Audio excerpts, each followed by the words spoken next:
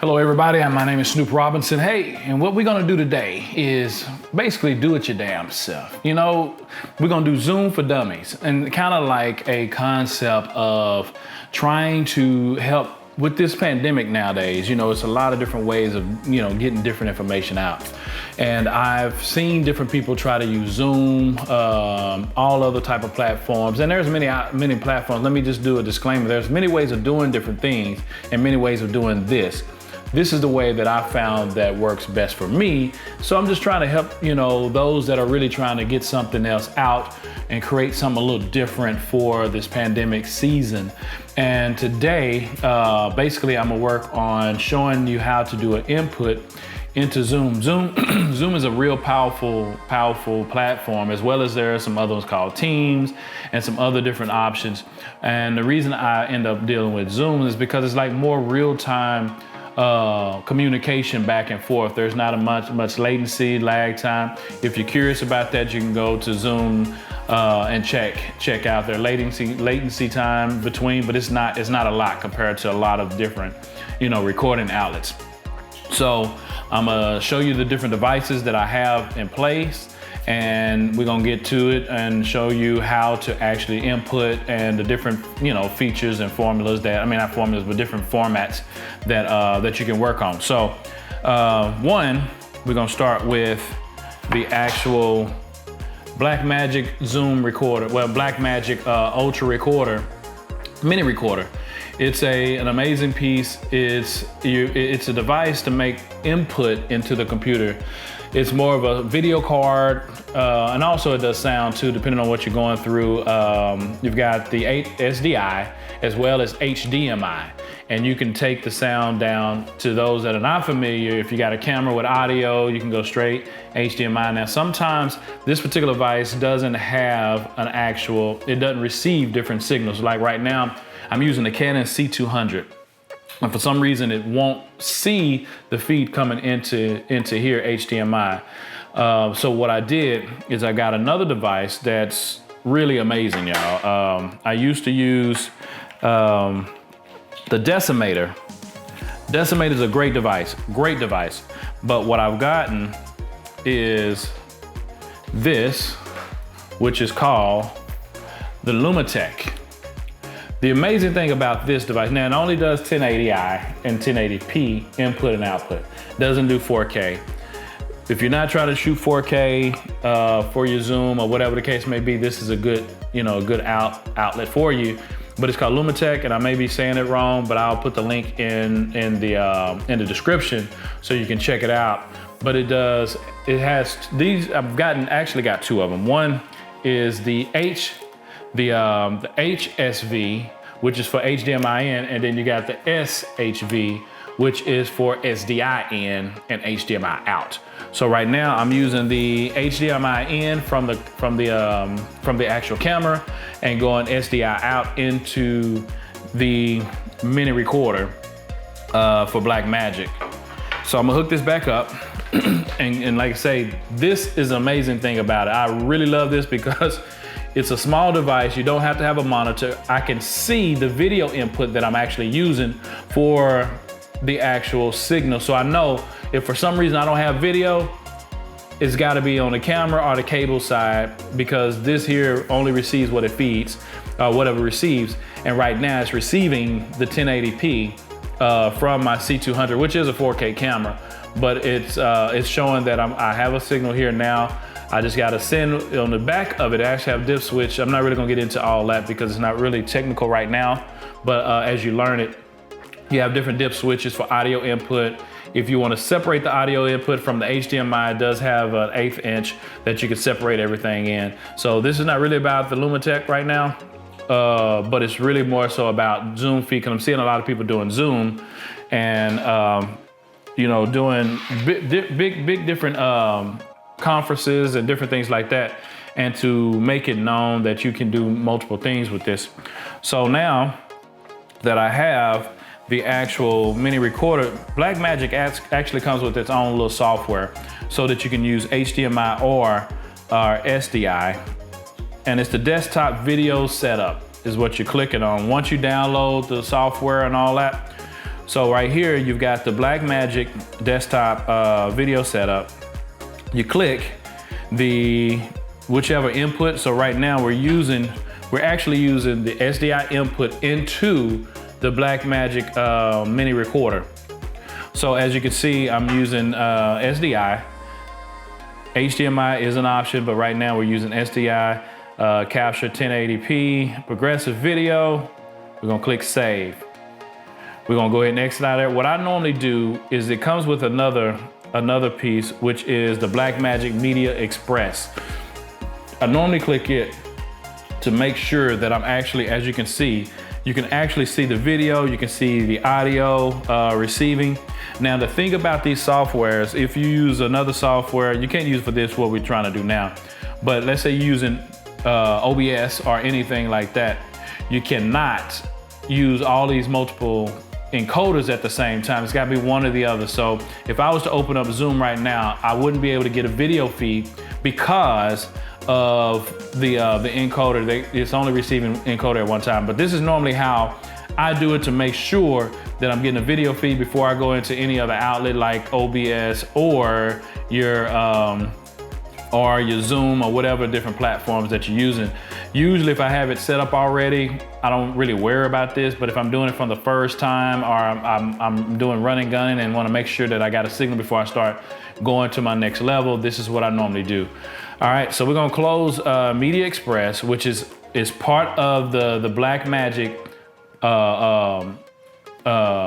bundle when the software that you have to download for the mini recorder, and I'll put a link of that in the actual description as well. All right, so we're gonna close that out. We're gonna go to settings for Zoom. Now, if you click on settings for Zoom, I'm clicking on video. If you notice here, you've got Blackmagic Media Recorder. You have a variety of different options. And right now, on your actual LumaTech, and like I said, I may be pronouncing it wrong, but like I say, it is what it is. So you can actually see what input outputs are you using. So right now, we're actually got 1080p 24N, and I've got 1080i 59 at 59 frames per second on the output side. Now, is it good to match it? Yeah, you can definitely match it just to kind of keep it consistent. So we can go to 1080IP, which is the input 24 frames. Click on it. And as you can see, the video pops up. And like I say, some of them will work with whatever your case may be. But if you don't see these in here, as you can see the different Blackmagic, that lets you know that the Blackmagic Ultra recorder is actually working for the input in Zoom. So now that we've got video feed, now we can check, let's check audio, 2.2. If you look at it, it says Blackmagic Mini Recorder. You've got live stream. You know, it just depends on what your computer input is or whatever the case may be, but it is acknowledging that I have a mini recorder on the actual Zoom. Now, like I said, this is not a promotion for Zoom. I'm not working for Zoom. They're not paying me to do this. I'm just doing this because I've learned that this has been very beneficial in the industry that I work in. And a lot of people want to do virtual concerts, virtual videos, and they don't know how to use an external camera, where even if you want to do multi-camera, if you have an actual, let's say, switcher, you can do the same thing. Come into your LumaTech, go inside of it, HDMI, SDI, go into your actual mini recorder. You can do all these different things to make it work, and you have the basic video feed. Or like say you have a DVD player, you want to do a playback of something that you're doing.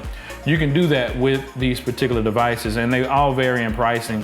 You can look at the different sites, and they can, and I believe, if I'm not mistaken, it's not too many more of the mini recorder, and I forgot exactly what is taking the place of the mini recorder, but it's still the same concept. But I think it's 4K, it goes up to 4K as well to check out. All right, so now that we know that we have everything tied into the actual Zoom, let's just start a new meeting. right, so let's create the audio. All right, so we're using the audio computer, the computer from the audio. Let's escape this. And my bad, we are using the video. We're using my video, which is, it was the FaceTime.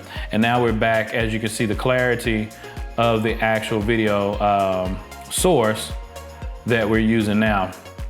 One thing I try to and tell everybody, if you notice, I click participants on Zoom.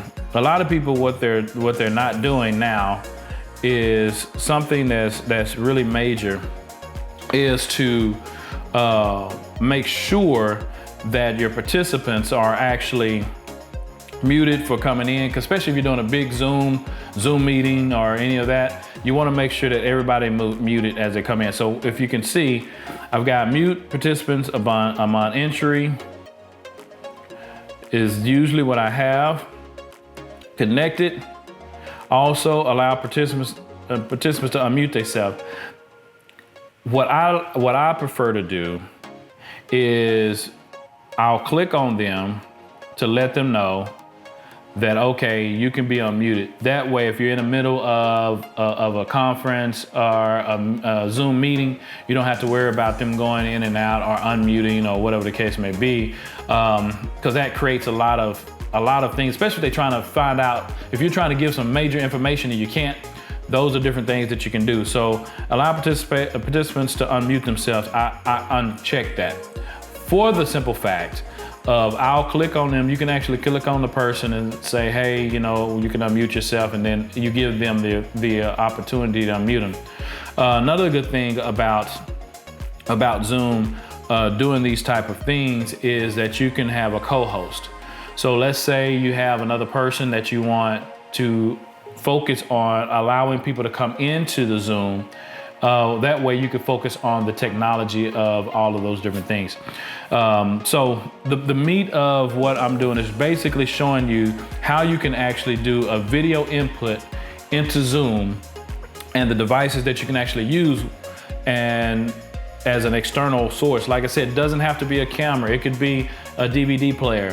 Whatever whatever HDMI or SDI input, most people, the average person, so let's kind of get that straight. The average person is gonna understand the HDMI.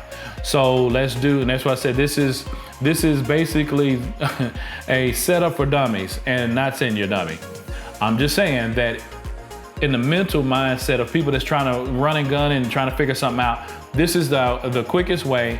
And you know, it's just good quality, as you can see, what I'm actually doing. So this here, the other thing about Zoom, for some reason, if you get into here and trying to create, and you can't figure out why you don't have a video input, you still have that part there to click on with video. And then the same thing with Blackmagic, you can do the same exact thing with the Zoom feed to make sure that everything is actually all linked in. So hopefully this quick tutorial of how to tie in Zoom, tie in the live video feed into Zoom is very helpful. Like I say, be sure to get you the mini recorder, Blackmagic. Like I said, I believe that is actually becoming to be, they've got an upgraded device now that works the same way, but like I say, sometimes video, some cameras will go ahead and feed directly into it. I've got a lower grade camera that will feed directly into the mini recorder, but I was trying to show you other ways in case that didn't work for you. You have this other option, which is the LumaTech recorder. And like I say, subscribe to my page if this is very helpful. Leave a comment, or if you have any questions, I can definitely send you, answer your questions that you may have to make it happen. And maybe the next time we're actually, I also work for a church, and we're doing virtual congregation with Zoom to actually create the home environment. Basically, it's a more inexpensive way of doing the NFLs, the basketball, the NBA, and all the other sports arenas, that even the talk shows that are doing right now. Zoom is another way that you can actually do this if you're doing a switcher format. And if you want that information, keep on the lookout, because I do plan on doing a Zoom for that, for the virtual congregation. If you want that information, be sure to leave a comment. Let me know what you think about this video. If it was helpful, if it was great, let me know that. If it wasn't, that's cool too. So those that need any more information, just leave your information or leave a comment and let me know what you think. All right, I'm Snoop Robinson. Do it your damn self. Zoom for Dummies. All right, I holla. Peace.